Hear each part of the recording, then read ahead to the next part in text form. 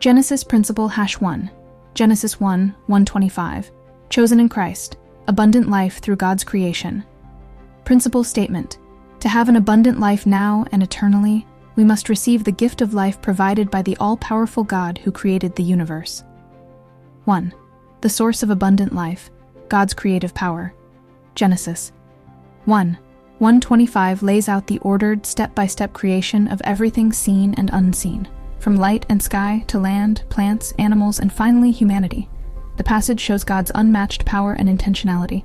He speaks, and worlds come into being. Creation isn't random or accidental, but the result of divine wisdom and will. God makes everything good, able to sustain life, and fit for His purpose. God is the sole creator.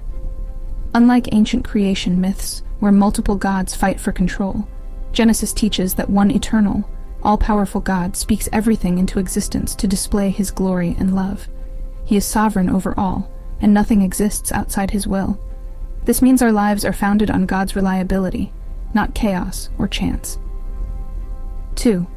Receiving the gift of life. The principle calls you to receive the life God gives. This isn't just biological existence, but a spiritual, eternal kind of life, one rooted in relationship with Him, fulfilled in Christ. See John 10:10.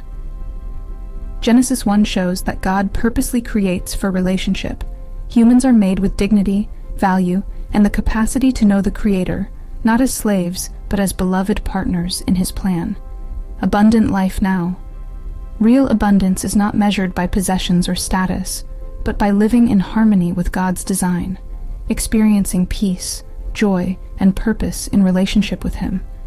Eternal life. This life continues beyond earthly existence, secured by faith in Christ. Colossians 3:3-4. 3. Living out the principle. Genesis 1 invites belief and trust, but also a response: worship.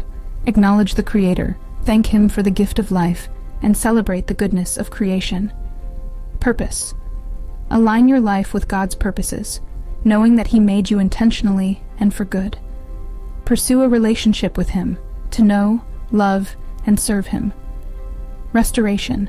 Even as sin and disorder entered creation, Genesis 3, Scripture promises a future restoration where God will make all things new. Revelation 21:1-5. 4. Reflection questions. Am I receiving the gift of life that God provides, or looking for meaning elsewhere? How does knowing God is the Creator change my view of myself and of others? Do I live with purpose, dignity, and trust in God's abundant plan? In summary, the principle reminds us that real abundance, now and in eternity, comes from accepting the life offered by the all-powerful Creator. When you respond in faith and relationship, you step into God's plan for fullness and joy, both now and forever. If you want practical ways to apply this principle or explore the next Genesis lesson, I can walk you through it step by step.